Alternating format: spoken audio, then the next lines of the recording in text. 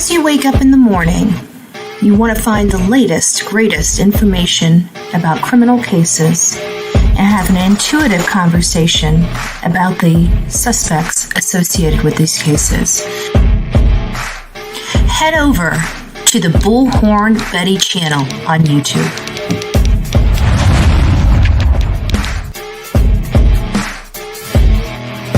Get breaking news right here on the Bullhorn Betty channel. Welcome to the Bullhorn Betty Coffee Club. Enjoy your stay and enjoy your day.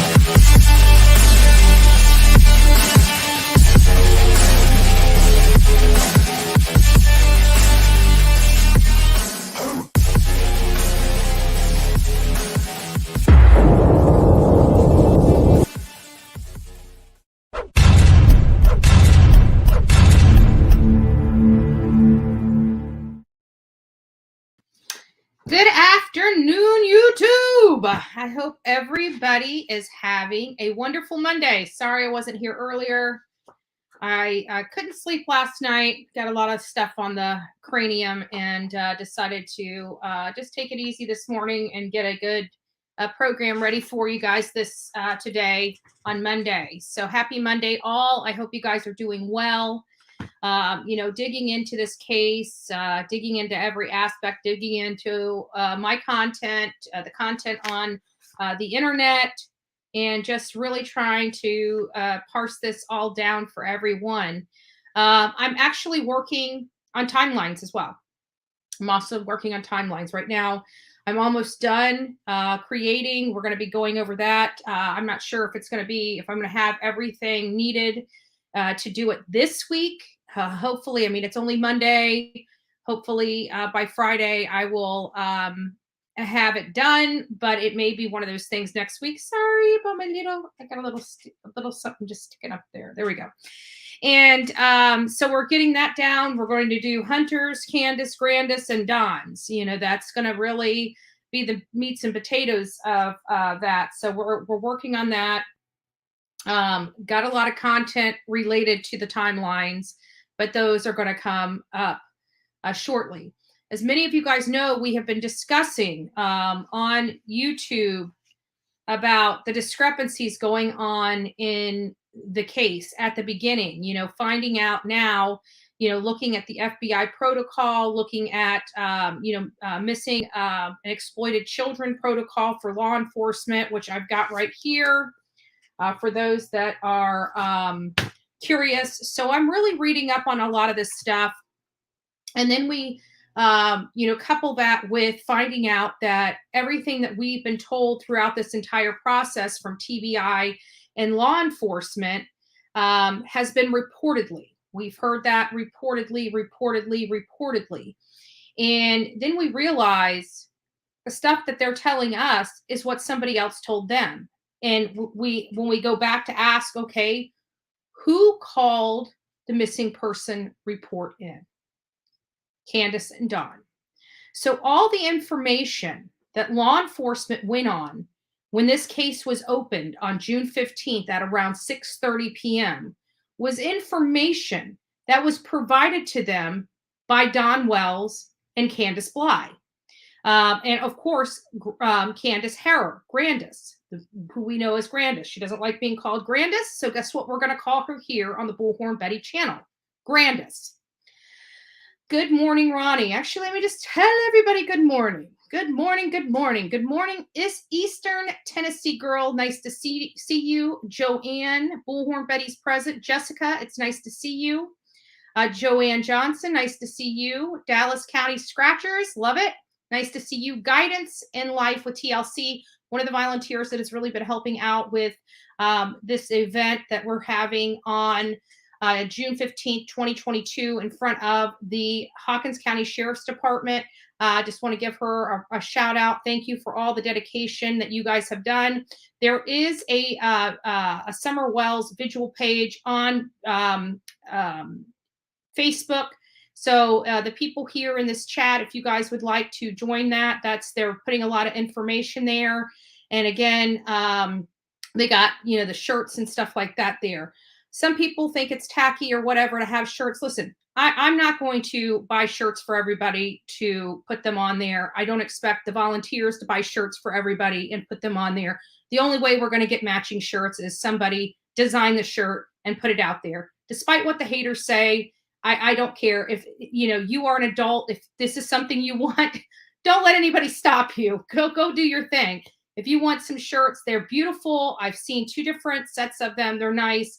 It's up to you. I don't care what the haters say. If you want to match, if you guys want to have something, go get it. Screw them, right? Screw them. Anyways, just want to thank her and her group for really, they never, I never even asked them to do this. They just jumped right in. They realized what needs to be done. They jumped right in with both feet and just started really helping. And it has really helped drive this event forward. We're working very hard. Again, we've got purple glow sticks. We've got the candles. We've got the lanterns and the balloons. I looked at the balloons. I don't think they come with strings, so I'm gonna have to find a biodegradable string, right? Nothing worse than getting biodegradable balloons and then like a plastic string for the balloons that will, forever be in our ground for, but when the ice age comes back, right? So anyways, guys, go do that. But get over there to the Facebook. I think it's Summer Wells Vigil. And you guys can see that on Facebook. It is a private group, so you have to be accepted as a member. And so not everybody will be accepted as a member, especially the troublemakers that are out there on YouTube. So, again, thank you guys all for being here today. We've got some information to go over. Let's see here. I think I already got you, Joanne. Nikki Smalls, nice to see you. Bethy Cakes, nice to see you. Patty Ponytail, nice to see you. Sage, it's nice to see you. Miss Robin, good morning. Well, good afternoon. Good afternoon. I am Team Summer. I love you. Thank you so much, Kathy. Nice to see you. Sonia, it is great to see you. Karen as well. ZZT, nice to see you. Who else do we have? We have Richard, Reed. So we got some new faces in here. So it's nice to see you guys all here today. We're trying to make heads or tails of what happened to Summer Wells, why she has not been found. It's been a year, we know, or close to a year. We know law enforcement, hi, sweet peas. Law enforcement has worked their tail end off. We have heard Don describing it in one of his interviews with WJHL that, he feels bad for them. He's watched them limping and hurt and hot and exhausted. And we heard, the press conference of June 24th, 9 days after Summer Wells went missing. The Chief Coop of Churchill Rescue Squad discussed his guys being just exhausted, worn out, need a break. They needed to bring some other resources in so they can rest their crew. It was a lot of work that they did. We had over 1,000 people out there, covered, many square miles. A square mile is a much larger terrain than a mile. If you guys don't know, it's a mile, a square mile. So that is a lot. That is a lot of ground to cover, and still no hide nor hair of Summer Wells. So we are advocating for the return, the safe return of Summer Wells. But as we know, because of the information that we were able to finally digest, this is now most likely being investigated as a homicide versus a missing person case. And it's been most likely being investigated as a homicide versus a missing person case within 9 days of her missing. So, we've got that information from the June 24th press conference with TBI, the spokesperson, Leslie Earhart. And, while we still want to have hope that she will be returned safely, at this point, we even discussed, the 72-hour mark. That's the most important, because children that are abducted, if we took that abduction theory, are usually killed within the first 72 hours, primarily within the first 24 hours, and most are killed within 3 hours of being abducted. So if we did that theory, the theory of her being abducted, which is what the Wells sympathizers want everybody to believe, according to them, then she's no longer here, if the abduction theory is correct. If the abduction theory is not correct and she wandered off, unfortunately, the same is true, because at this point, it's been almost a year.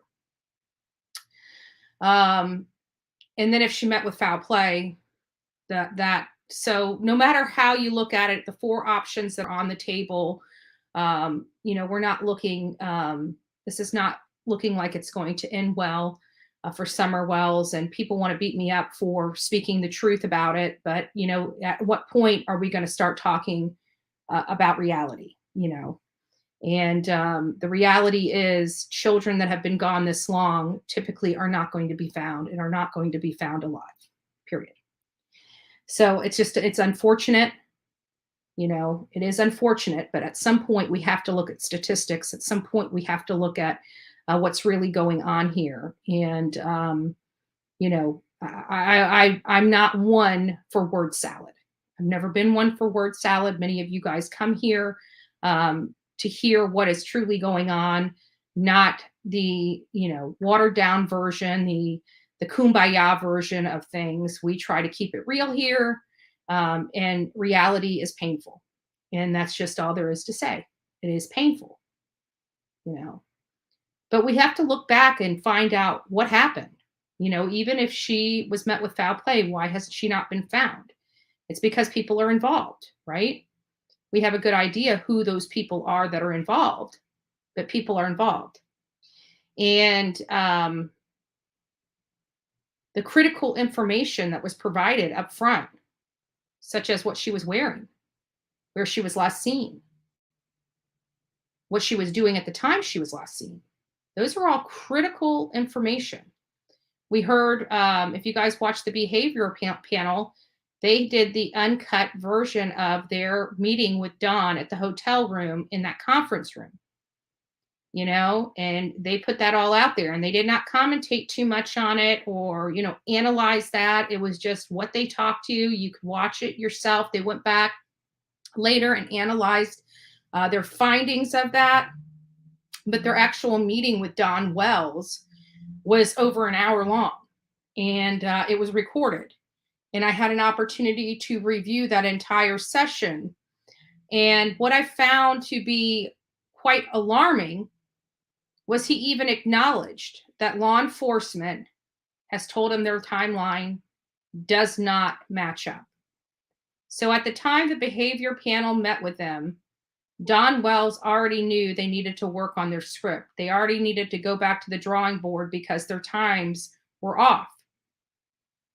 We are putting that timeline together based upon the information that Dawn Wells, Candus LIE, and Hunter provided us. We're also going to couple, because, Grandiston has not made public statements except for one, and that was on March 1st of 2022. And she threw a monkey wrench into the entire script we had been hearing for the prior 9 months. So what happened? Why did Candus lie about what Summer was wearing the day she disappeared?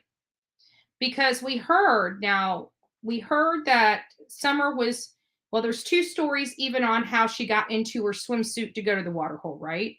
Because Candus states to Chris McDonough that she changed Summer at her house. So she was already in their swimsuit by the time she went over to Hunter's home to pick him up. Hunter, on the other hand, states that Candus actually changed Summer in their living room of their home. So that is a discrepancy. And why is there a discrepancy on when this child was changed? I have no idea.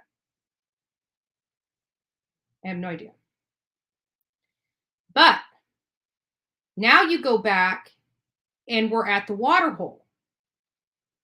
I'm going to let you guys listen to it.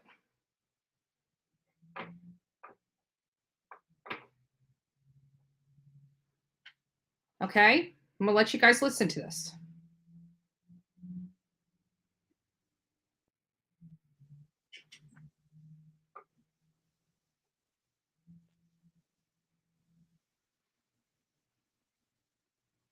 Okay. And she was wide awake setting up. Okay. Like, she didn't go to sleep until after we left town. Did she change clothes? Yeah, I changed her clothes because when I have the windows down, it could be 100 degrees. I'll have all the windows on. Roll up the window, Mommy, I'm cold. And she not be cold, but I still do it. Is that part of Summer's That's personality? just Summer. Tell me about Summer. So right there. So after she got out of the water, her mother changed her. But another discrepancy is that Chris asked her about a pillow. And she said, "Oh, well, Summer was wet. So I put a pillow under her." But she just said she changed her clothes. So how is she wet if she just changed her clothes? Then we got all the Skittles and the drink on the back seat, yet Hunter didn't change clothes. So why wasn't it Hunter that was sitting on the pillow? And even though, and she tells Chris McDonough that the Skittles had been laying back there for some time. So why weren't they melted, so to speak, into the cloth from all the wet clothes? Because Hunter would have had to sit on those while he had wet clothes, right? Those didn't look like they had been wet. They didn't look like they were staining the upholstery, which is what happens when you add water to sugar. You know, that coloring, the coloring from those Skittles. I mean, many of you guys know, if you guys have ever eaten Skittles and you had wet hands, guess what? The color staining your fingertips. So it would do the same thing to upholstery as it does to clothes. That dye, that food dye, would be staining your clothes. So, oh, good. Hi, Amy. So, you know, it is important when they come up, and we're going to go over some of the stuff in this procedure book and why I find it odd that she lied to law enforcement about what her daughter was wearing. Did she do it to throw them off? Or did she do it because she forgot? Was it innocent? Or was there a reason? And the reason why I'm honing in on the clothes is because we know both Hunter and Candus talked about the swimsuit. Both Hunter and Candus talked about going to the water park. Both Hunter and Candus, which still have discrepancies on the outfit that was put on. One of them says that they had to stop off and get her something because she was cold. But yet nobody said in the timeline that they stopped off at Walmart and purchased an outfit. Neither one. They didn't have fishing poles. They didn't have towels in the car, but somehow had an extra change of clothes. When did the clothes get introduced? Were they purchased that day or were they brought with them? You know? But at the end of the day, nobody talked about a third set of clothes. No one talked about a third set of clothes. The top of the shirt was told that it could be pink or purple shirt, not a jogging outfit, a shirt. There is a difference between a shirt and a jacket. So why would she be inconsistent in what Summer was wearing last seen in? Because if we take this video of Summer being on the milk cartons, that would have been the outfit she would have had to disappear in, unless she was changed at the house. And we have heard the script over and over again, not just by Candus, not just from Dawn, but also from Hunter and Grandis. And nobody talked about a third outfit change. No one has talked about the third outfit. Where did the third outfit come from? Right? So we've got that.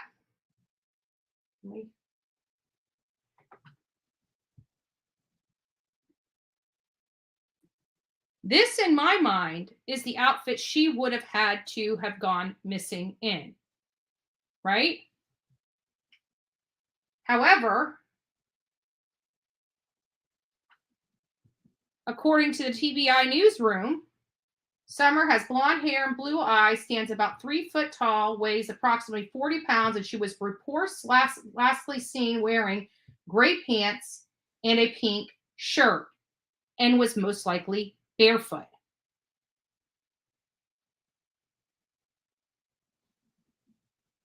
I'm sorry, but their description is a little bit different than this photo here.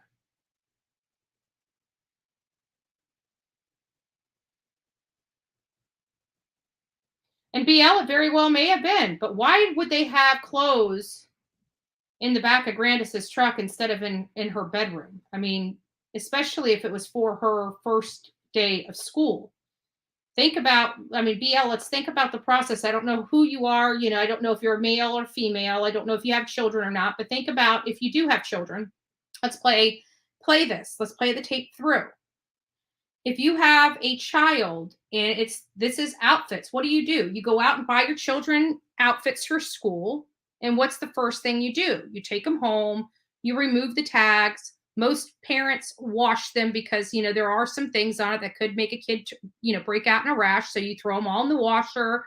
You either hang them on a hanger or you fold them up and put them in their drawers. Obviously this is not a day that they went shopping for school clothes, because nowhere in any of their timeline has anybody stated that they were school clothes shopping. So again, why would this be in the truck? But even if we did play devil's advocate and say, okay, this outfit was in the truck for some unknown reason, why wasn't this the outfit that was described to TBI as the outfit she went missing in? This is not what was described. This outfit here was not what was described to law enforcement as the last thing she was wearing. We never heard of a third wardrobe change on Summer. So this would have been the last outfit that she was wearing at the time of her disappearance. And not only that, but I've got the original card from TBI. I printed it off. I've had it with me forever. And this one even says, Amber Alert has been issued on behalf of Hawkins County Sheriff's Office for Summer Moon Utah Wells. Summer is a 5-year-old white female, 3 foot tall, 40 pounds, with blonde hair and blue eyes. Summer was last seen wearing gray pants and a pink shirt and was possibly barefoot. If you have seen Summer or any information regarding her whereabouts, please contact Hawkins County Sheriff's Office at 423-727-7121 or the TBI at 1-800-TBI-FIND. So that's not a shirt. It's pink and gray, but it's not a pink shirt. It's a jacket. It's a jacket. And we don't know what's under the jacket. They never elaborate. Did they take their swimsuit slap off and put these clothes on her?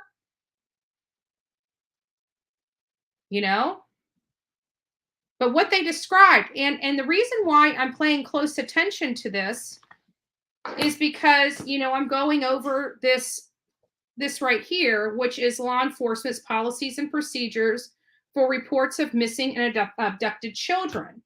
This was developed by the National Center for Missing and Exploited Children. And one of the most crucial things that I see evident in this package is getting all the possible information from the people that know, i.e. the parents.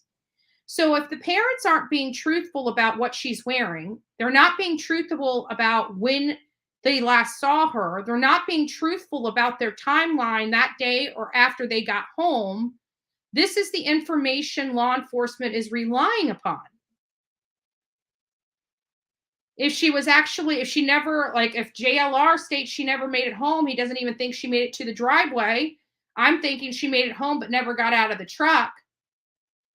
They're looking, at their property. What if they should have been looking in Jonesboro, where Hunter said they were going after they dropped him off? They're focused on the area because they're taking the parents' word that the last time anybody saw her was at the house. So why would they lie about such an insignificant detail, such as what their daughter was wearing?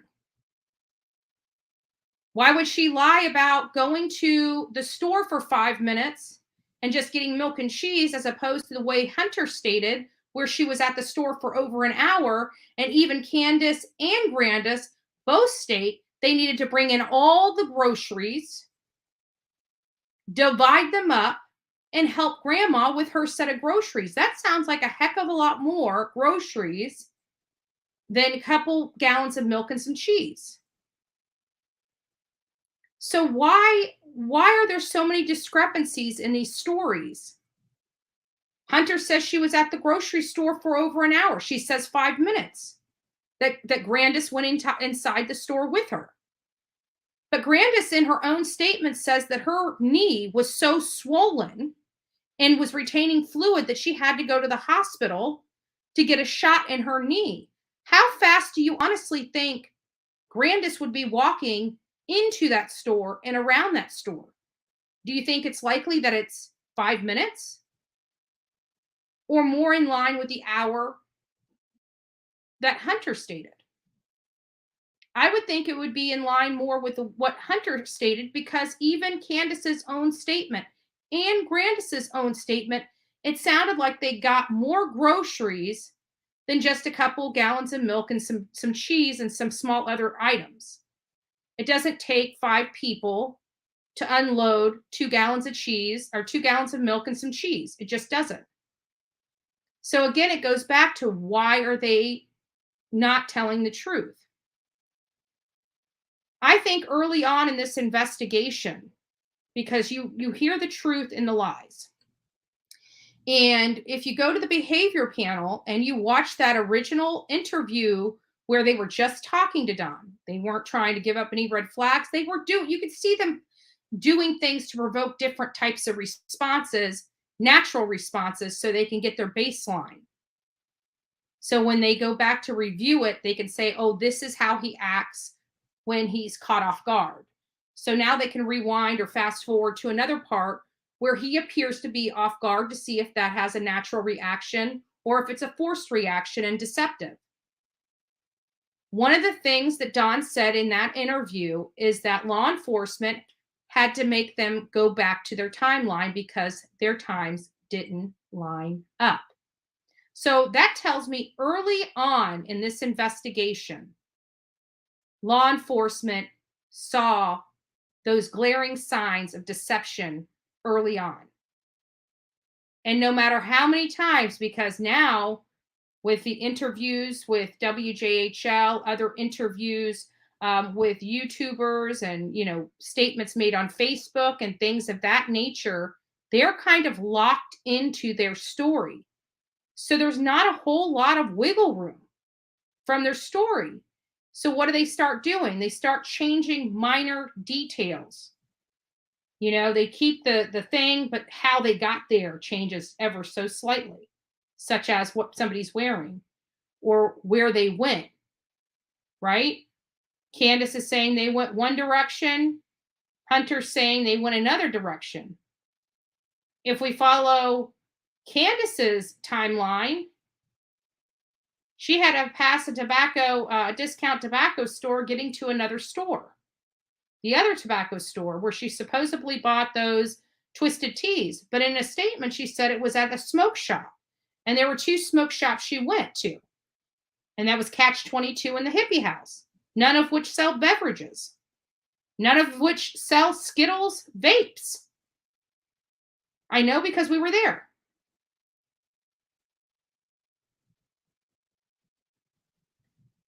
So now we're getting back to, let me take her off.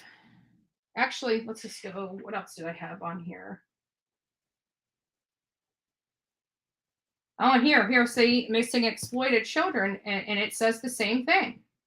Wearing gray pants and a pink shirt, and possibly barefoot. So as you see, it makes you wonder, why are they being deceptive on what she was wearing the day that she went missing? We never heard of a third wardrobe change. We heard discrepancies and inconsistent statements related to the bathing suit she was wearing. We heard discrepancies and inconsistent statements related to her changing out of that bathing suit when they were at the water hole. So we have the bathing suit and the new outfit. Where did the third outfit come from? Where did the third outfit come from? So then I decided to go ahead and look at this, the policies and procedures for reporting a child missing. And, we determined very quickly that she falls under Section E. And Section E basically says the lost, injured child, or otherwise missing a child is defined as a child who has disappeared under unknown circumstances. The incident may range from the child wandering away, becoming lost, to the child wandering away and becoming lost, to the child being abducted, wherein no one witnessed the act, which is what they're trying to peddle. The Wells are trying to peddle. And not only that are they trying to peddle, they actually tried to push law enforcement in a specific direction, i.e. with the abduction theory. They literally refused to come off of that abduction theory or look at any other possibility, and actually are guiding law enforcement toward that theory. And every statement that they're making to guide law enforcement to that theory, which is a red flag to me. It is a red flag to me. They're wanting law enforcement to do their investigation, but it's an abduction. They're already concluding what law enforcement is going to find out prior to law enforcement ever doing the first stitch of, investigation in this case. The Wells were already pushing and guiding law enforcement to that conclusion. Obviously, law enforcement is, professional. They know, I have to believe they knew very quickly, because in the statement that Leslie Earhart provided, she stated that, typically there are some resolution, there's some information available by day 9. They've either found the person, dead or alive, but they've typically have already found the person or have a great idea of what transpired. Here they have nothing. And it makes you wonder why. One thing that they did rule out, though, was the abduction theory, the theory that Don and Candus were guiding law enforcement to bite on and to dangle and to throw out there to the public. They said, no, sorry, guys, but there's no possibility. There's no evidence. There's no possibility. The abduction theory, even though it's on the table, like we talked about on Brian Laundrie in Kylan Schulte and Crystal Turner case, we were out there, Brian Laundrie had to be brought up because, he killed Gabby Petito. They crossed paths with Kylan Schulte and Crystal Turner. We had to figure it out. But when we got out there and started questioning and realizing, no, Brian was not at Woody's Tavern. Neither was Gabby Petito. No, outside of that fight that they got into at the coffee house across the street from Kylan's work, other than that, they had no contact. They never crossed paths again with Kylan Schulte and Crystal Turner. So we didn't take him off the list. We moved him down to the bottom of the list because we knew he was not responsible, but we were going to stay objective and keep him on the sheet. But he was down at the very, very bottom. No different with this abduction theory. There is no evidence. There's no possibility of this abduction. So while they haven't taken it off the list, it's down at the very bottom. I doubt law enforcement is even looking into that allegation anymore. I doubt they're even looking, because they have come out publicly on multiple occasions to let us know that there's no evidence of this at this stage in the game. We're a year in. They would have found something indicating that there was an abduction or somebody that should not have been there on that property. They have not found that. It is not a possibility, folks. You guys can play with the word salad if you so choose, but at the end of the day, that is not something I can guarantee law enforcement is focusing on at this point. Okay, it's just not. You know why? Because they've been dealing with the Wells. They've been dealing with all of their inconsistent statements. I doubt they're even looking. They're probably questioning other people just to check them off the list. They're probably clearing other people, But a year into a child missing investigation, the parents would be cleared. The parents would be cleared at this point. They would be. With all the vast technology and stuff like that, they turn the parents' lives completely upside down at the beginning so they can move past them. They've never been able to move past Don and Candus, or Brandis for that matter. They've never been able to move past them. Have they looked in other directions? Yes. But like I said, when we went out there, it keeps coming right back to that property and right back to them three. No matter how you look at it, how you we've watched Chris McDonough's, we've watched multiple interviews. We've watched this play out on YouTube. You never know what story you're going to get from one day to the next. If you don't believe me, go back and start looking at all these interviews. There's too many inconsistencies. The truth is the truth no matter how many times you tell it. You don't throw in a nap almost 9 months later. Brandis took a nap. What? You don't throw 6 months down the road or 2 months down the road. Oh, by the way, I did laundry. Girl, we know you're not cleaning. Your house is a disgusting mess. Like you're sitting there, mom of the year, washing laundry. You don't even cook food for your children. Hell, even the day that you guys were out running all over, you didn't buy one stick of food for your 5-year-old daughter in the entire day. You tell us that she was up to take grandma to the hospital. Let's play this. Let's go through it right now. So she says she got Summer up earlier than she ever has gotten up. Right? That she would actually if she would allow her to sleep, she would sleep. She could sleep up until noon, right? 9, 10, or even noon is what she said when she was at her house with Chris McDonough, right?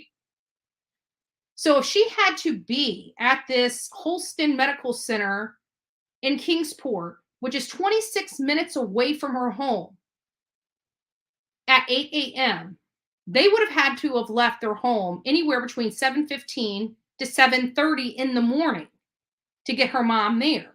They used her mom's truck. So in order to be out of the house by 7:15, you would think everybody would need to be up about a quarter till 7 o'clock, the latest, to throw some clothes on, brush your teeth. Well, they probably didn't brush their teeth and just head out. But you're still looking at about 10 or 15 minutes. So and you never heard about her making her daughter breakfast. Not one stick of food in that child's mouth from, let's say, 6:45, playing devil's advocate, giving them a half hour to get ready, let's say 7. From 7 a.m. in the morning to 6:30 at night. Almost 12 hours. Not one time during that day did they give that child food other than a slushie.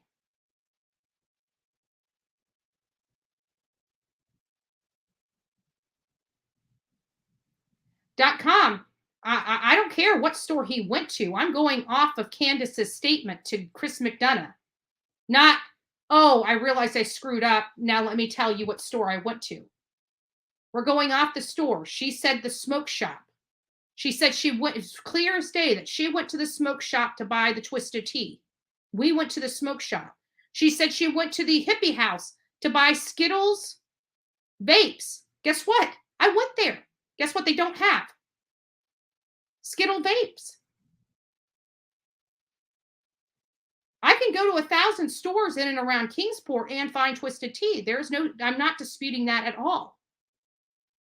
I'm talking very specifically at the statements Candus made and following those statements. Happy birthday, everybody. Tell Sherry. Good morning, Sherry. It is her birthday today. We want to give her a great, grand Bullhorn Betty. Happy birthday. Happy birthday, my friend. It's nice to see you. I love you. I hope you're having an amazing day today. So, yeah, Okie Bree, yeah. Yeah. And .com, I'm not disputing. I like Cam and Allie, and I like the fact that they're very tenacious and trying to, but the problem is, in my opinion, they're pushovers in a way because they believe anything and everything Candace says to them. They got too close. You can't stay objective when you go and break bread with a primary person of interest. I'm sorry, you just can't. When you allow somebody to be on the phone with you at midnight crying with you and pulling on your heartstrings, you are no longer an objective person.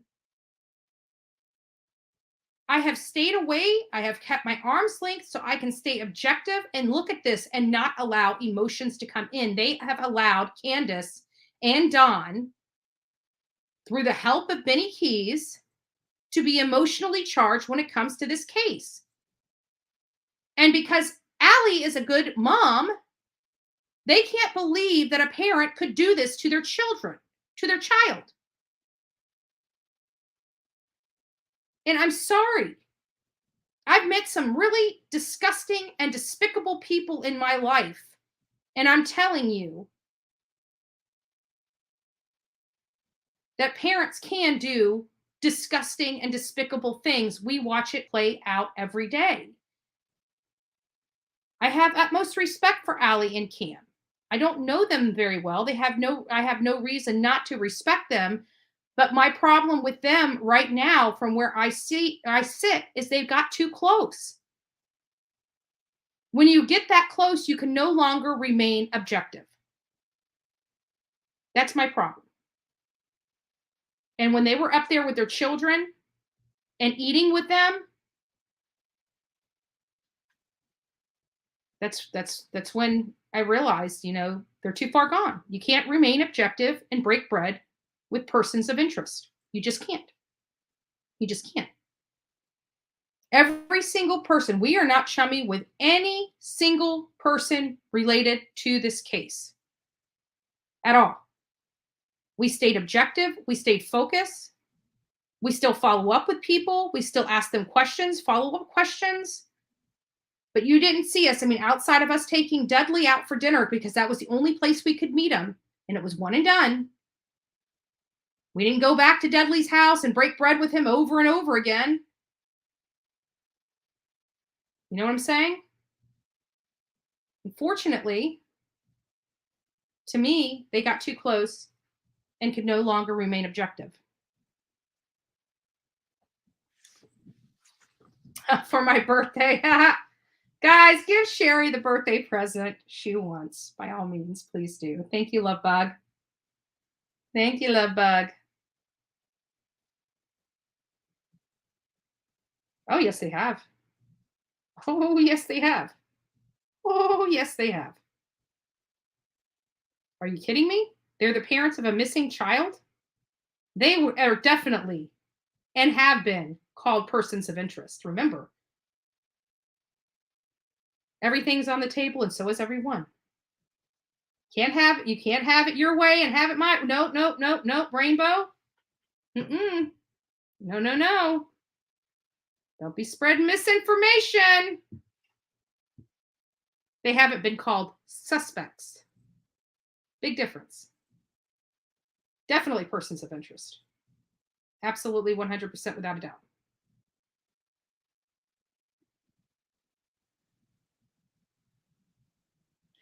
So it just makes me wonder, why they haven't been able to keep their story straight. It makes me wonder why they provided inaccurate information related to what Summer Wells was wearing at the time she disappeared, because we did not hear about a third wardrobe change.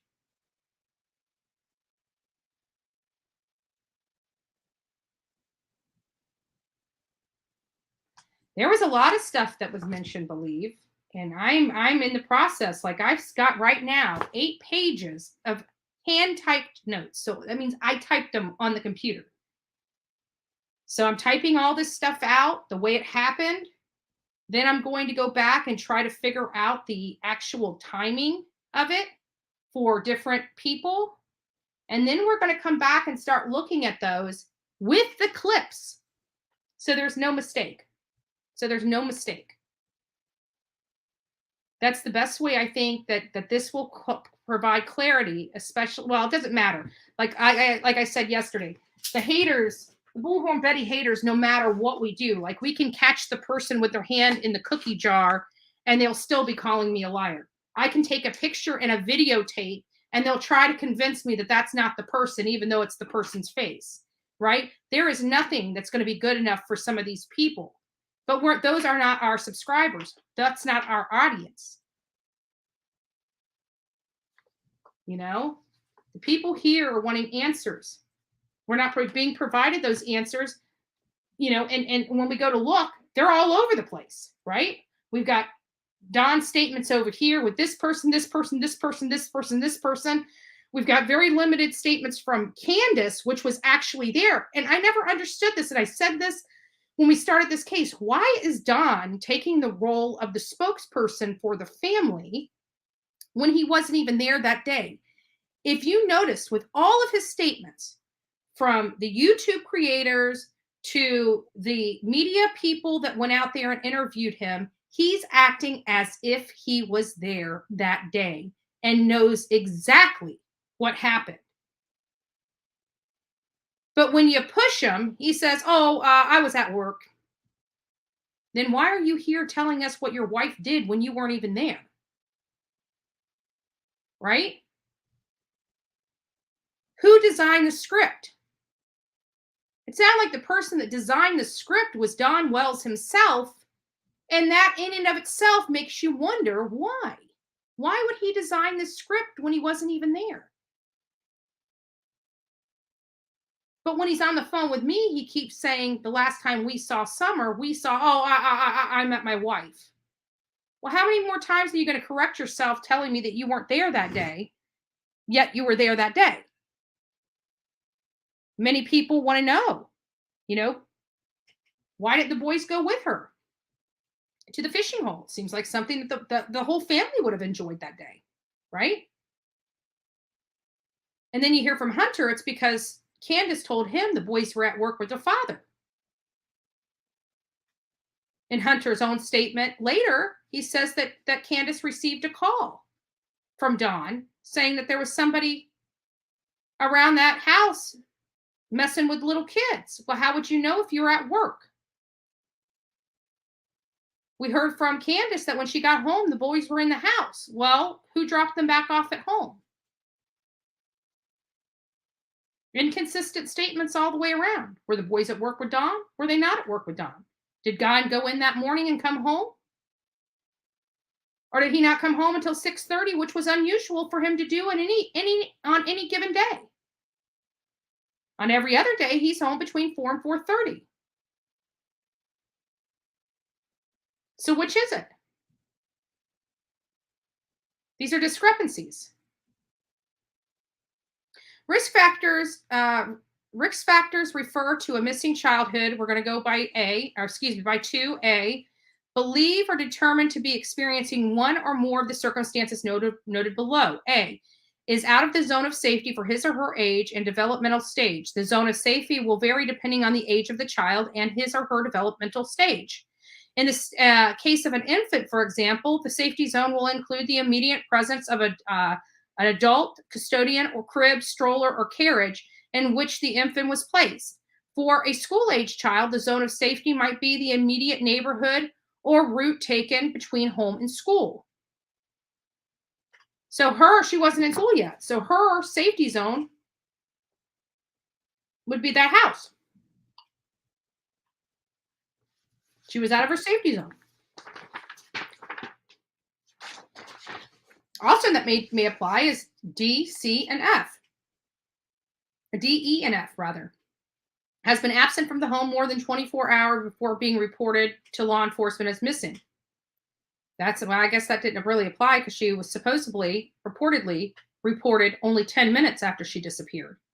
And we're finding out later that it looks like it was closer to 4 hours after she disappeared. She was reported missing. So again, another discrepancy in the timeline. These discrepancies in the timeline are not looking good for Don, Candus, or Grandis. Somebody has lied to law enforcement. Somebody most likely lied to FBI. Do you know that it is a crime? Even if you never committed a crime and FBI asked you a question and you flat out lie to them, even if you haven't committed a crime, just by lying to the FBI, you have now committed a crime. You cannot lie to FBI. You can remain silent. You cannot answer, but you lie to the FBI. That in and of itself is a crime.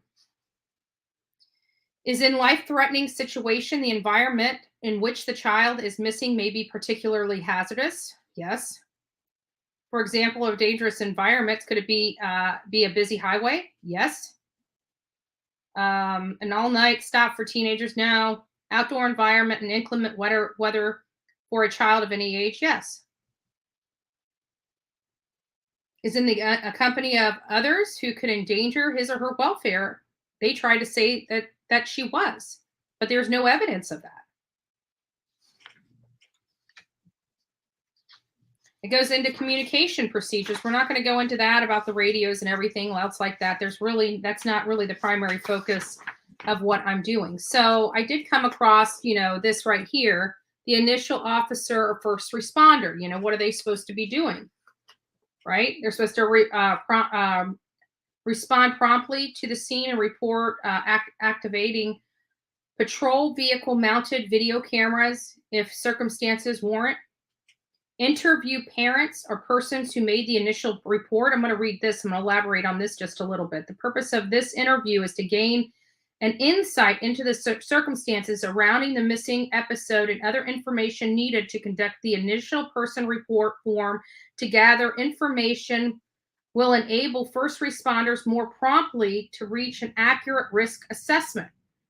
One such form can be found on NCIC's Missing Persons File Information Kit, available through their agency terminal control operator. All details should be thoroughly documented for more in-depth review later by investigative panel or personnel who can compare statements made with the investigative facts.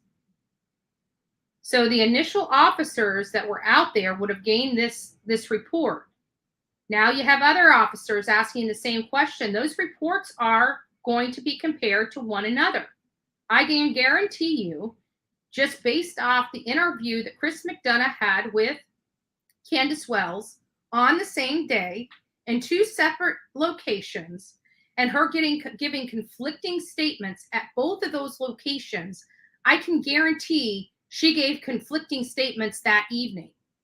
Another problem I have with that evening, and we are going to expose it as well, was this idea that they passed these polygraph tests. Not only is a polygraph test absolutely worthless, one doctor that I saw described it as you can hook yourself up to a refrigerator and get the same results. But it's only used in an investigative tool. Ted Bundy passed his polygraph test. There's other types of people and personalities that have passed their polygraph test, but here, they didn't even pass their polygraph test on the first go.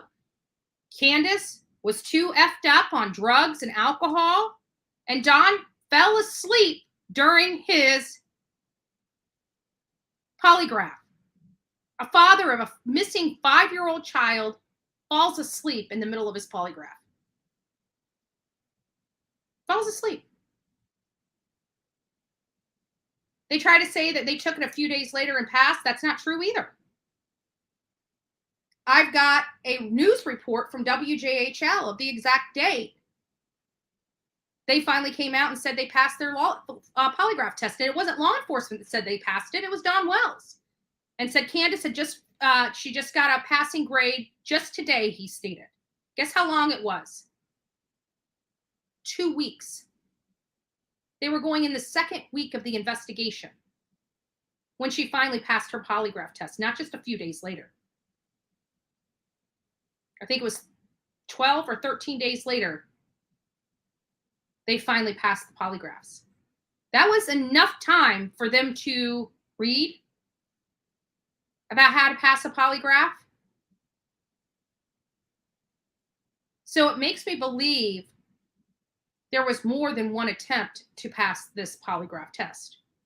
Am I speculating? You damn right. You damn right. And I will find information. I will find it. It's going to take some time, but I will find it. I already found his statement stating that they didn't pass it for a couple weeks. But yet he's on interviews and other people's channels saying that it was just a few days. That's not true. That's not true. I don't see why WJHL would lie with Don's statement. I just don't. Just saying.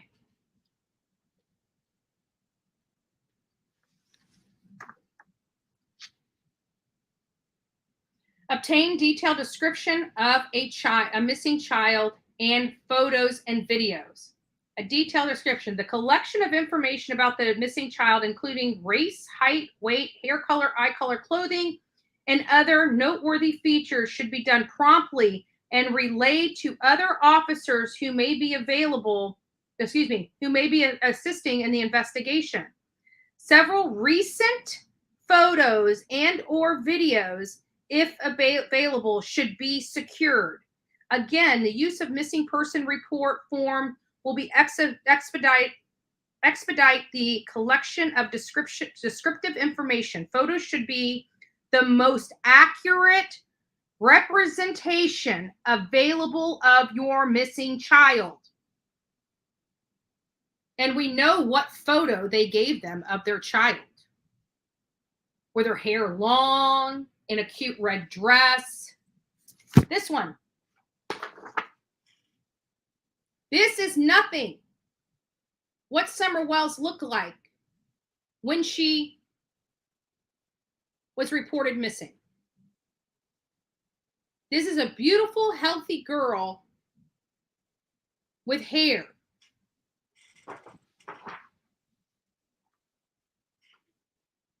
The child that went missing was frail, had a shaved head,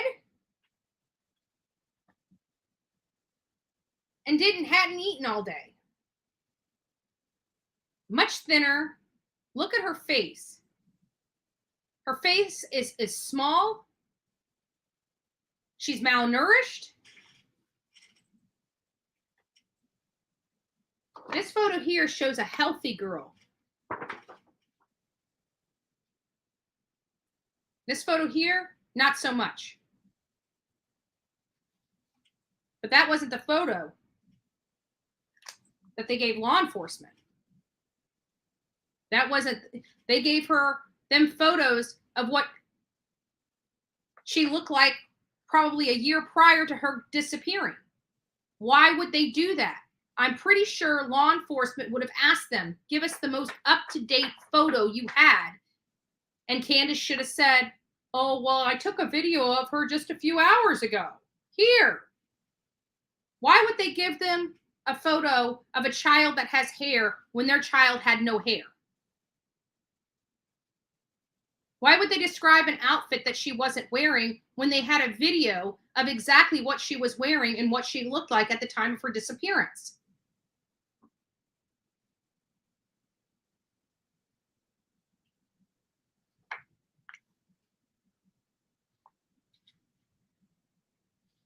Confirm the child is in fact missing.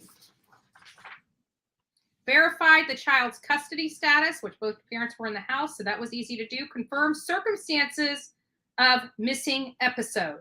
First responders need to ascertain whether the circumstances are such of a heightened level of response is warranted. If risk factors exist as defined in paragraph C of subsection of section 3, then the decision to employ additional resource methods is clear. So they deployed more resources. Determine when, where, and by whom the missing child was last seen. So they're getting this information directly from Candus and Don. Now, mind you, Don supposedly wasn't there at all.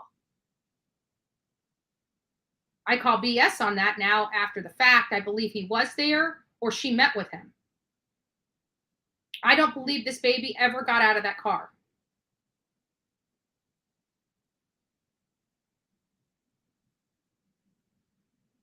I don't believe she ever got out of the car.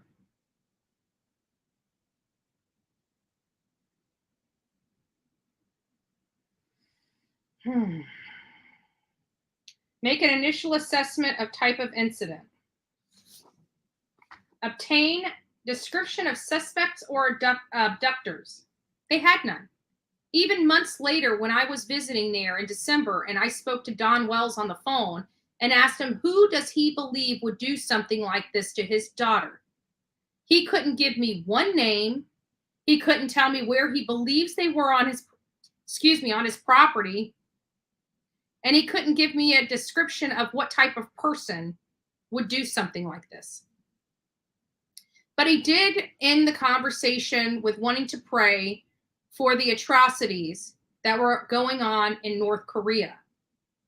And I had to stop him and remind him, I don't care about the atrocities going off in North Korea. I'm here to help reunite him with his daughter. And he further states to me, his daughter is not coming home. He will not see her again. He will see her in the resurrection.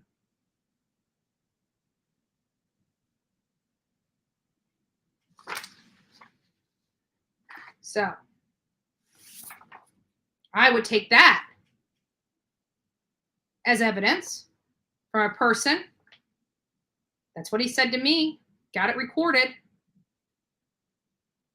I do have that recorded out of Don Wells' own mouth.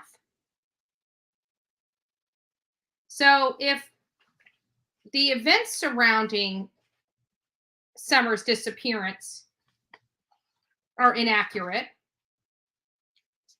the photo that they provide law enforcement about the appearance of their child is inaccurate. Their timeline that they provided law enforcement is inaccurate. What Summer Wells is wearing at the time of her disappearance is inaccurate. These are all the important,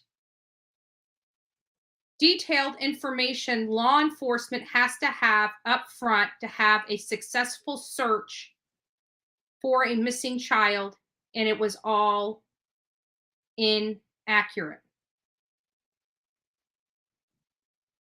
All of it.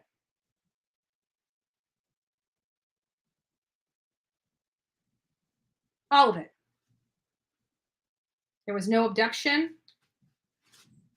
The timeline of the day is out of whack. The timeline when they got home is out of whack. Who was there at the time she disappeared is out of whack. What she was wearing is out of whack. The picture that they provided law enforcement about what their daughter looked like was out of whack. To me, seems like a couple people went through a lot of work to throw law enforcement off at the beginning of the search.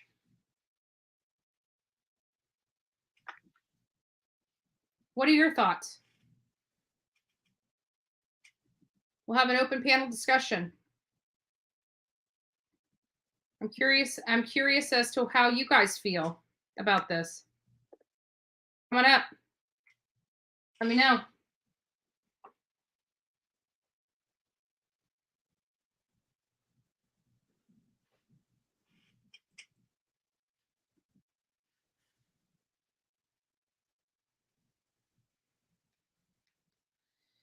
Absolutely. Absolutely.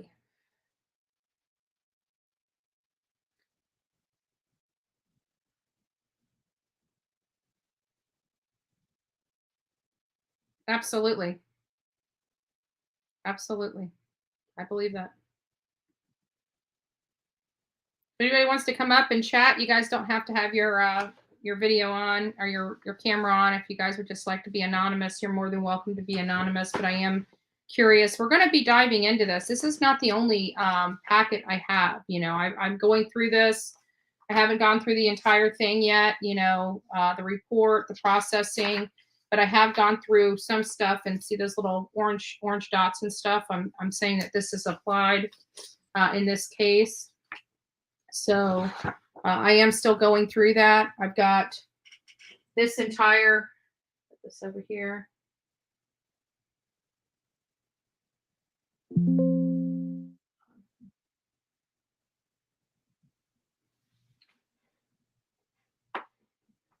Like I've got this right here that I'm actually typing. This is the stuff I'm working on. I'm typing this all out, your exact timeline out, and then we're going to take that. We're going to put it into a date and time, actual time timeline, and then we're going to take all of their video statements. And as we're talking about their timeline, we're going to take the snapshots of the video statements stating that. And we're going to paint this picture. The people that want to call us liars and tell us we don't know what we're doing, we know what we're doing, and we know who's responsible.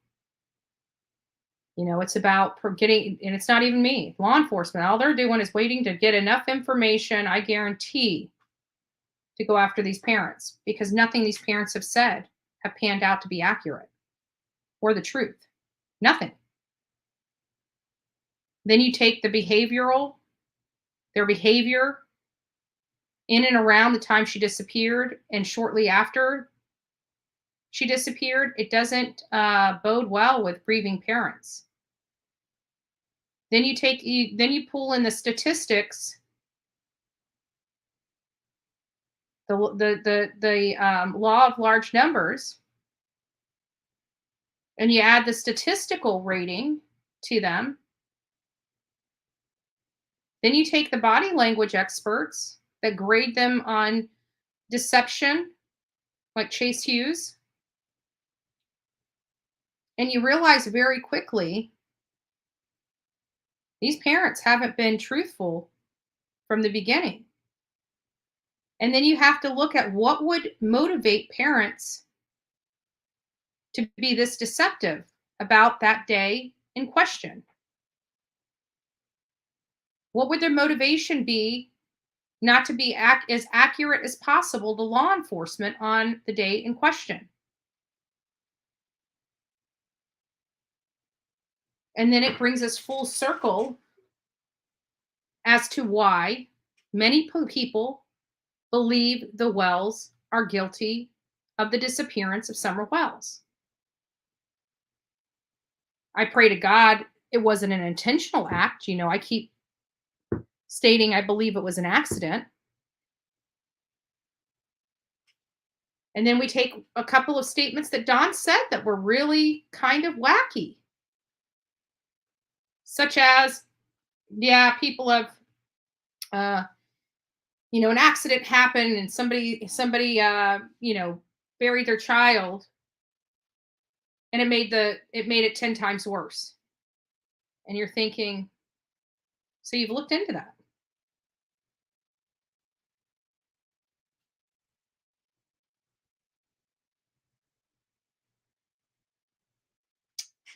All right, folks.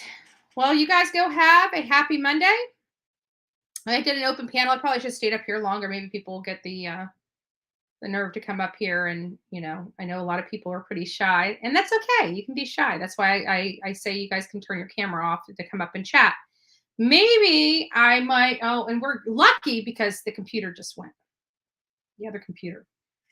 This computer literally goes off. It's insane. And I don't know why it does that, but it does. It does. See, this is what it does.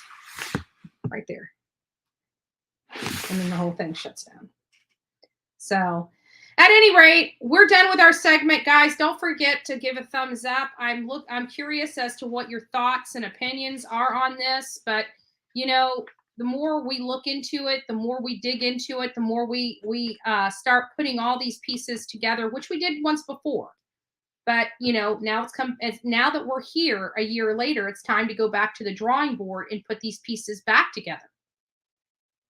And no matter how we look at this, it is unfortunate, but nothing has been accurate. And we have to ask why. Oh, we got one person. If you want to, okay, hold on one second. I'm ready to hear their. Hello. Hi, I'm actually feeling sick today, or I would show myself. I look a disaster. That's okay. Well, we thank you for being here. What are your thoughts on all of this? Yeah, thank you. Well, I actually have two different theories. My first one is, could she have possibly got injured at the swimming hole? And, grandma had pain meds on her, and everybody seemed to be in the beginning so adamant about this piece of candy, like as if it mattered. I'm wondering, are they saying it's a piece of candy? Summer got injured at the water hole, but really they gave her maybe like a piece of a pain med, thinking it would help her. And then, in the car, Summer falls asleep, but really it was overdosing. And this is why they wouldn't have taken her to the hospital or went to get her help, because there would have been drugs in her system that matched the drugs grandma got at the ER that day. So that was one of my theories. My other one was, why did Dawn and Candace both also say they went to the shed first to check for her? They went to the shed first. So now I have a question. Were they, in my opinion, trafficking her for money? And, people would meet her at the shed, do whatever, and then they would leave her there and leave money there for Dawn and Candace. And maybe this time, the person that was there with Summer, they knew who it was, and maybe they took her. But either way, I mean, the parents know something. They know something, whether they were involved directly or, if they sold her, if it was an overdose, if it was anything, because I found it really weird that they both said, they went to the shed first. Why? What happened in that shed that Summer was there? Yeah, we went to the shed to look for her and she wasn't there. Well, why? Was she usually there? Did you leave her there? You know what I mean? And that still contradicts all their statements. They said whenever she gets out of the house, she goes straight to her swing. Yep. Yeah, I don't think anything happened on that swing either. I think it either is the shed or this piece of candy, because that seemed to be two of their main points that they kept talking about. The piece of candy, the piece of candy. Like that wasn't even important. Yeah. So and they do emphasize it a lot. Yeah. And then Dawn, as soon as I got home, I flew to the shed. Yeah, so it's I don't know. I either way, I know that they're involved and they know way more than they're telling, because stories don't change when they're true. Yeah. You know what I mean? The story, if it's the truth, it stays the same and it's the truth. And that's it. But there's way too many inconsistencies throughout all of this. So, but those are my two thoughts. What do you think? Let me ask you this. Do you think she ever made it home, or do you think she ever got out of the car if she did make it home? See, that's where I'm also confused. I'm torn, because it's like, did she get out of the car and they took her down to the shed and then she went missing? Or did she get the piece of candy from grandma before they're staying, and the piece of candy was actually the pain med and she didn't wake up when she got home? I don't know. Yeah. How do you feel when we listened to Hunter's statement and they said after they were going to drop him off, they were heading to Jonesboro to a water park?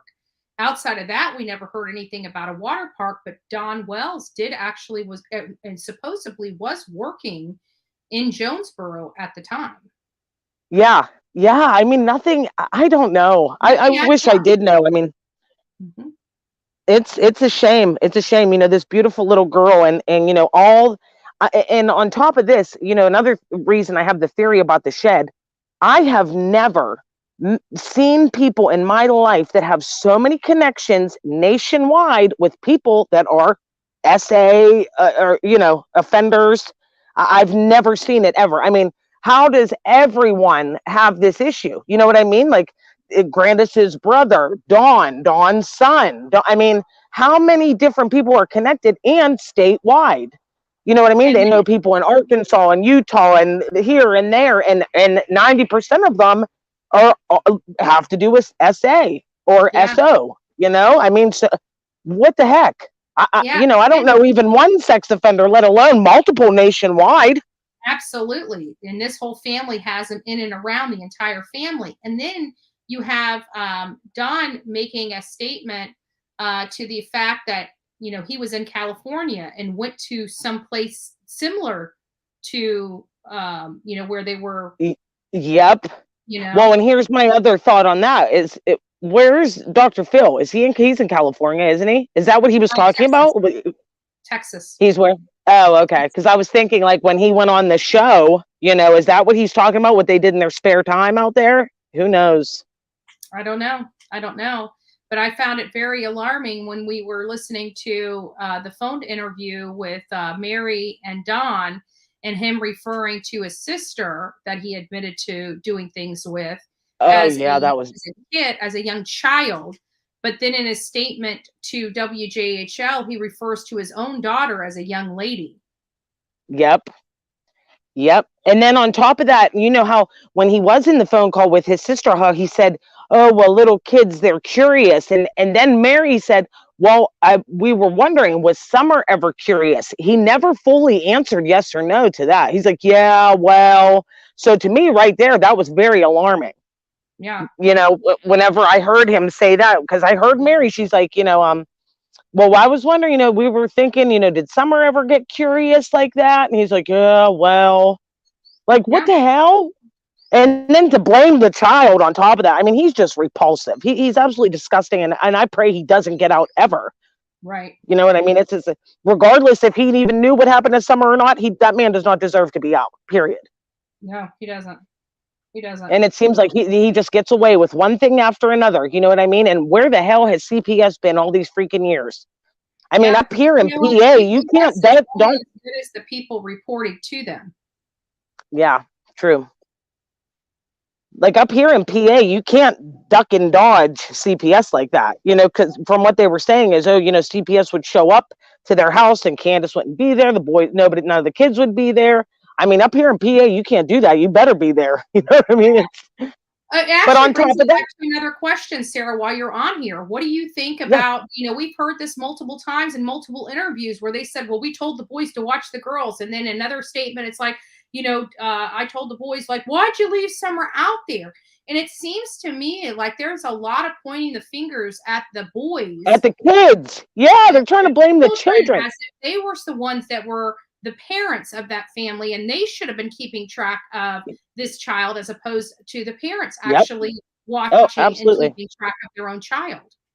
Absolutely. But it goes right back to Don's MO where it's blame the child. He blamed his sister for being a child. Now he's blaming the children for not watching his children. I mean, it's constantly shifting blame. It's always someone else's fault. It's never theirs. Right. Yeah. And even with a disappearance, look over there so you don't look over here. Exactly. And that's what he's been saying. Oh, I told them she wasn't here.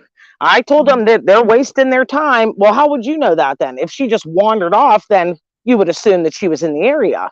Yeah, especially on he was property. That was one of the biggest things that I saw because, my sister and I, we went out to Mayaca City, which is in Manatee County, is farmland, and my grandfather had a piece of property, and my sister and I would disappear all the time. My mom never once thought we were abducted.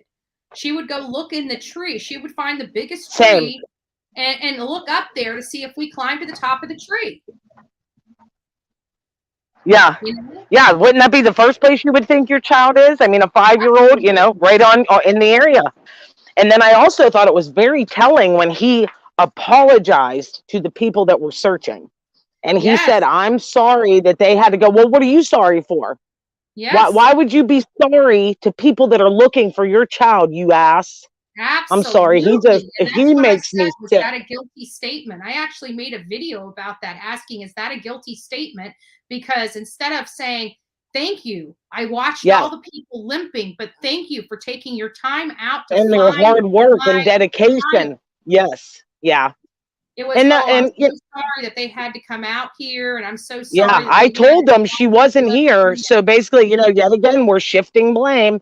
You shouldn't have even had to look here because I told them she wasn't here. I mean, it's just a whole mess. Yeah. It's so sad. And then, I'm sick of hearing him and Candus, oh, well, we turned to social media for help. Bull crap, because rarely did you ever post her picture or say beg or plead for her return or, if anybody knows or sees anything. Nope, it was never, it was just, she's abducted, that's it, trust my word, and forget about it. They never brought up that even when we went and got him at his job site, he wanted to play the victim card and go on WJHL. He had a national media, WJHL there interviewing. He could have said, listen, it's not about me. My daughter, my 5-year-old daughter is still missing. This is what she looks like.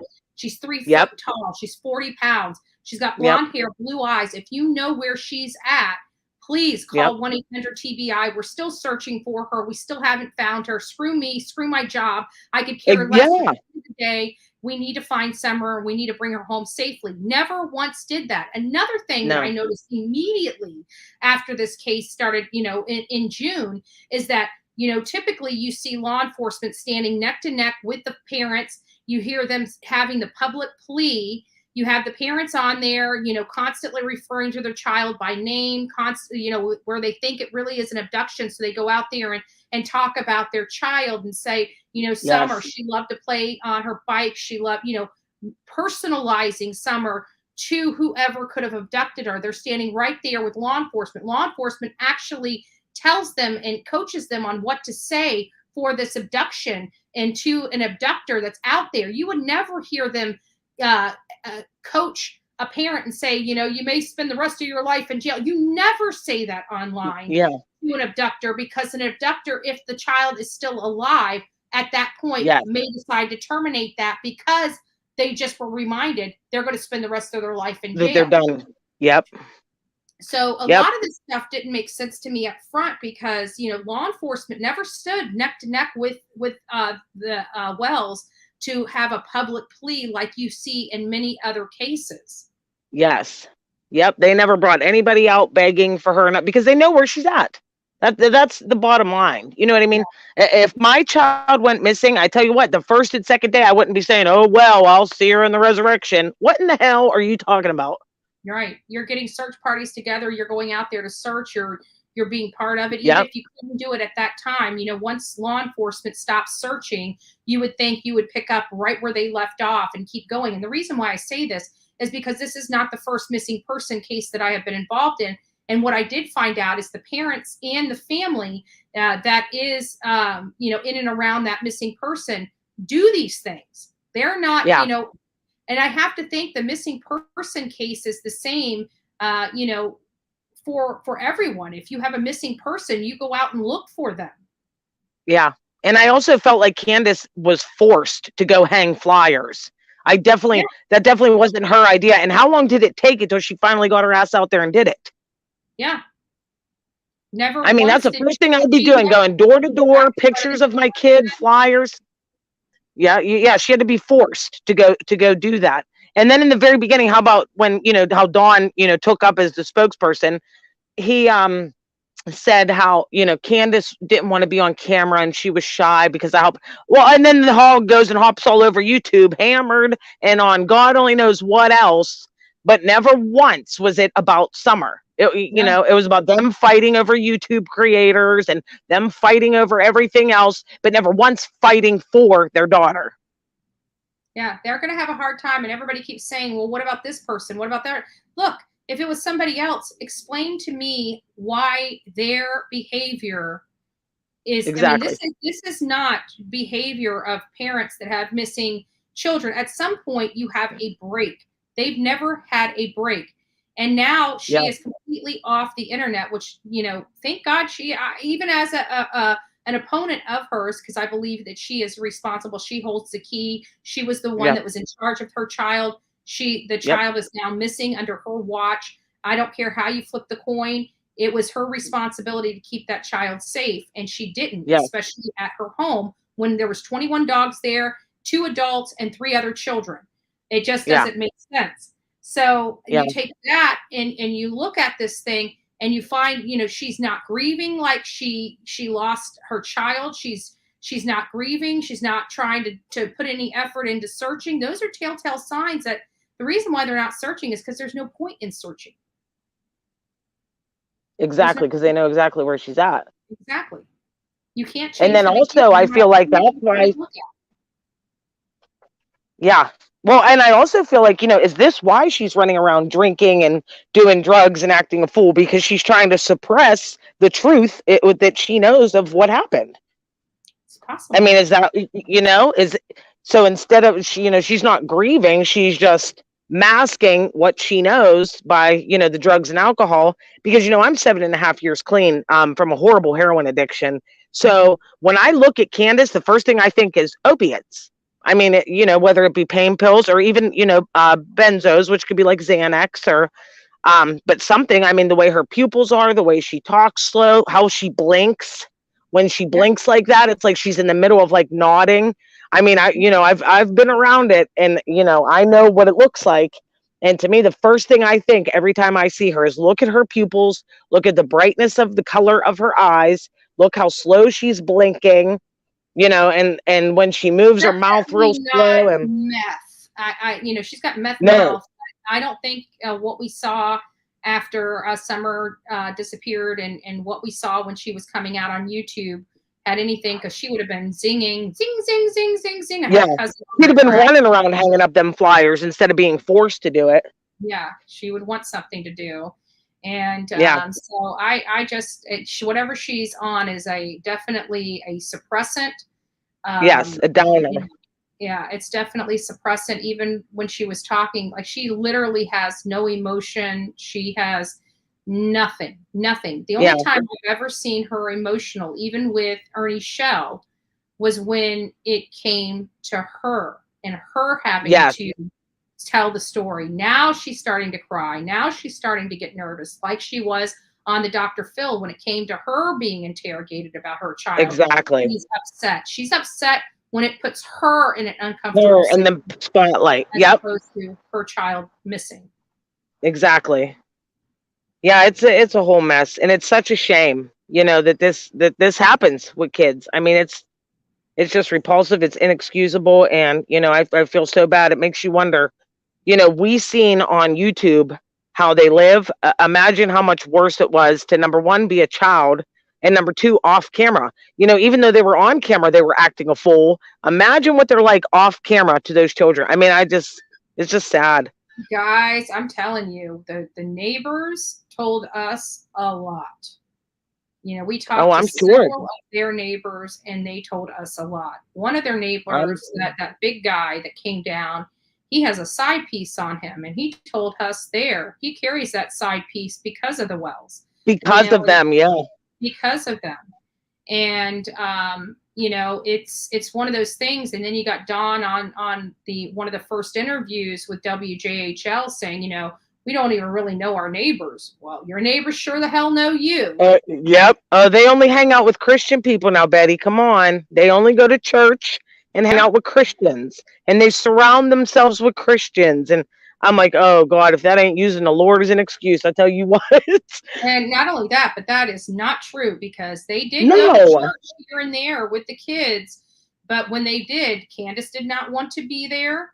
And they didn't start really going to church regularly until it was on camera. Yeah. Yeah, to make themselves look better. It was never about anything else but that. Very narcissistic behavior out of both of them. Yeah. Especially Dawn. Yeah, and Don was the only one that went to a couple of the churches by himself to pray and to be prayed over. Yeah. Well, I don't know how I feel about that. Who knows? It's all just such a mess. It's such a shame. And I can't believe it's been almost a year.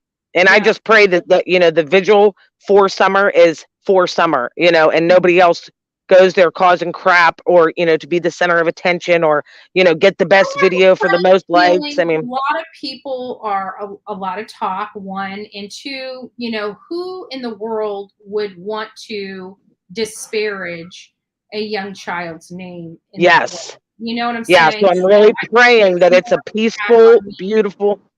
Yeah. I hope it's, I hope it's peaceful and, as beautiful as Summer is. And, I just keep holding out hope that, one day that they will find her, hopefully. Yeah. I mean, as bad as it sounds, Yeah, I've read through so much documentation related to protocols and everything that, it's kind of hitting me like a brick truck. That, as much hope, I when I was out there, unfortunately, the vibe I got is she was no longer, but you still, even when you get that and that, you still put that in the back of your mind and you keep moving forward as if she's going to come home or be found safely. And then you start reviewing all this stuff. And it was like a Mack truck hit me when I kept hearing that that conference on June 24th, and you started reading the body language and really listening to what they were saying, and it's like, oh crap, you know. I know. It's so sad. And to Yeah. think, you and I are total strangers of Summer, but yet we still hold out hope that, something good will come out of this. Yet the very first words again out of her father's mouth, up, see her in the resurrection, that right there told me that, she is no longer. Yet I still try to hold out hope for her. But then again, what would be worse, her in heaven or her sold to some God only knows who when they're doing God only knows what. You know what I mean? Like either way, the situation is horrific, but yet, I pray that, if she's not found, that, she is in heaven and finally has some peace and happiness, because clearly she didn't have any with that family. Right. But the good news is without her disappearance, her brothers would still be living in that hellhole. Exactly. And yep, she saved them. It's sad that it came to this, but we have to think that, she gave her brothers an opportunity to live. And do I think that they would have been injured as well? No, but they're salvageable now. If they would have, I worry about Josie because of his age. But Same. if he really wants to have a different life, he's afforded that opportunity. Whereas if he was in that home, he would not be. But his younger brothers do have an opportunity to change their life and become, productive members of society and not go down a rabbit hole. Unlike their father. Right. And do I think something could have happened this summer? There is that possibility, especially knowing the area that they're at and how they had the revolving door on their home. I'm not saying that, she was never in that situation. I'm just saying that this day was much. Oh, yeah, I agree. Yeah, I agree. So. Oh, well, thank you for having me up, and thanks for all you do. I've been following you since Gabby Petito, and I tell you what, Betty, if I ever go missing, I want your ass up here looking for me. I'll tell you that. Trust me, I will. I actually like the field work. It gets me out. It makes me feel like I'm actually doing something besides just talking about it. And it's been a hard change because we've been so stagnant here. And the only thing I can do is just keep diving into this case and seeing what else I didn't see when I first started looking. So I hope like going in it with fresh eyes. Thank you so much. I appreciate it. And thanks for having me on, and you enjoy the rest of your day. Me too. Thank you. Thank you. Bye-bye. So definitely a different perspective. We all have our opinions of what happened to Summer Wells. Unfortunately, at this stage in the game, it makes it difficult as to, where she's at. I just find it awfully odd that everywhere that is being searched, the only place no one is allowed to search is the property, is their home, and I've always believed that people are closer than we think. And I really truly believe it's no different there. But there are other plausible explanations. He was working in Jonesboro. They were mobile that day. Something obviously happened that day. Did Summer make it home? Did she not make it home? Did she ever get out of the truck once she was home? We're reliant upon the people that have been so deceptive since this case began. The parents. And if they're deceptive up front, what makes us believe that they ever made it home to begin with? I don't know. I truly do not know. What I do know is that their story does not line up. Their timeline does not line up. And the fact that Don may have been home at the time has never been fully cleared. So there's almost 200 people in here. We are shutting it down now. So you guys go out and have a great Monday.